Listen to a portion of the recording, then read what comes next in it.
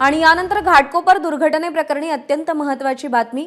ज्या पेट्रोल पंपावर ते महाकाय होर्डिंग पडलं त्या पेट्रोल पंपासाठी लागणारं अंतिम नाहरकत प्रमाणपत्र म्हणजे ओसी नसल्याचं समोर आलंय। हा भूखंड गृह खात्याचा असून महसूल विभागाची परवानगी न घेता त्या ठिकाणी वाणिज्य कामासाठी तो वापरला जात होता आणि याबद्दल पोलीस गृहनिर्माण महामंडळाकडून अहवाल देखील मागवण्यात आला होता। शासन निर्णयानुसार हा भूखंड प्रशासकीय इमारत, शैक्षणिक इमारत आणि निवासी इमारत बांधण्यासंदर्भातच मर्यादित ठेवण्यात आला होता। मात्र तरीही भूखंडावर शासनाची नाहरकत परवानगी आणि पोलीस गृहनिर्माण मंडळाचा अभिप्राय प्राप्त न करता पेट्रोल पंप सुरू करण्यात आला होता। सूरज सावंत आपले प्रतिनिधी सध्या आपल्या सोबत आहेत। तर सूरज, प्रश्न हा उपस्थित होतो की शहराच्या एवढ्या मध्यवर्ती भागामध्ये एक अनधिकृत पेट्रोल पंप उभा राहतो, पण त्याची दखल ना प्रशासन घेतं ना शासन घेतं।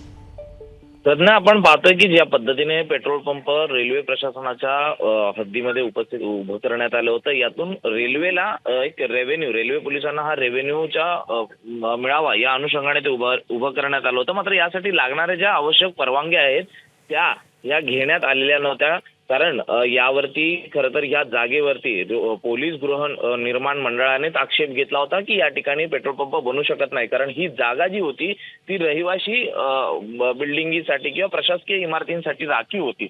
मात्र यावरती आक्षेप घेऊन देखील या ठिकाणी तत्कालीन पोलीस महासंचालकांकडे तत्कालीन पोलीस आयुक्त कैसर खालिद यांनी केलेल्या मागणीनुसार त्याला पेट्रोल पंपाला सुरू करण्यासंदर्भातला परवानगी ही देण्यात आली होती। या संदर्भात कलेक्टर ऑफिसमध्ये देखील तक्रारी करण्यात आला होता, तिथे देखील हा विषय निकाली लागला नाही। मात्र तरी सुद्धा या पेट्रोल पंपाला परवानगी देण्यात आली होती। टप्प्याटप्प्याने काही परवानग्या यांनी घेतल्या, तरी या पेट्रोल लागणारी जी अंतिम परवानगी असते ती अद्याप या पेट्रोल पंपाला मिळाली नसल्याची माहिती ही आता समोर आलेली आहे। आणि अशातच हा संपूर्ण जो भूखंड आहे, या भूखंडावरती बांधकाम करण्यासाठी लागणारी महसूल विभागाची परवानगी ही देखील नसल्याचं आता समोर आलेलं आहे। त्यामुळे तत्कालीन पोलीस आयुक्तांनी कशा पद्धतीने या ठिकाणी हा पेट्रोल पंप उभा केला याची आता एक उच्चस्तरीय चौकशी सुरू केलेली आहे आणि त्या ठिकाणी पोलीस महानिरीक्षक दर्जाचा जो अधिकारी आहे तो संपूर्ण ही चौकशी करत असल्याची माहिती ही समोर आलेली आहे। त्यामुळे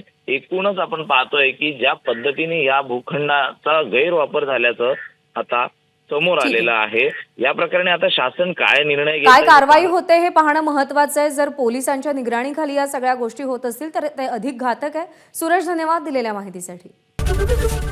एबीपी माझा, उघडा डोळे बघा नीट।